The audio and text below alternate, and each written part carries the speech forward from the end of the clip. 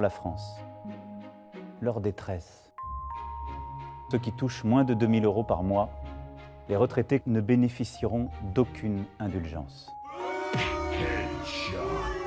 Je veux vous le dire d'emblée, je la ressens profondément. Aucune colère ne justifie qu'on s'attaque à moi. Au fond, c'est donc moi qui dois régner.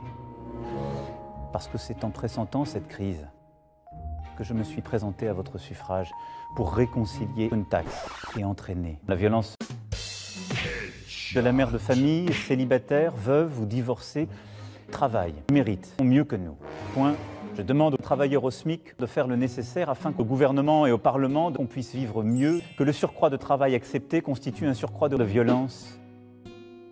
C'est pourquoi je demanderai à tous les Français qui le peuvent de verser une prime de fin d'année au gouvernement et au Parlement.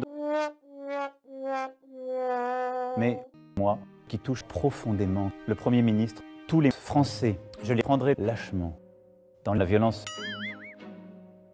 Vous, le peuple affaiblirait notre pays, la France. Il m'est arrivé de blesser certains d'entre vous.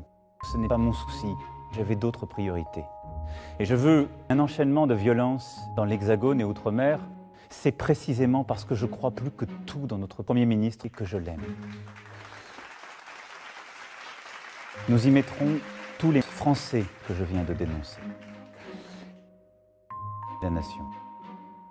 Je ne la tire que pour l'Europe. Vous le voyez, la mère de famille, je ne la tire que pour la France. Beaucoup de Français puent. Notre liberté n'existe pas. Nous sommes la tâche et je reviendrai m'exprimer devant vous pour vous rendre compte. Mon seul souci, c'est moi, maintenant. Le Premier ministre a apporté une réponse en annulant et en supprimant tous les retraités. Mais nous avions fini profondément ceux qui travaillent, les plus riches, les récompenses. Le gouvernement,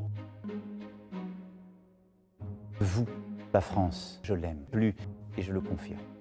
Quand la violence cesse, la liberté se déchaîne. Vive la mère de famille, célibataire, veuve ou divorcée, vive moi. Et c'est pas fini.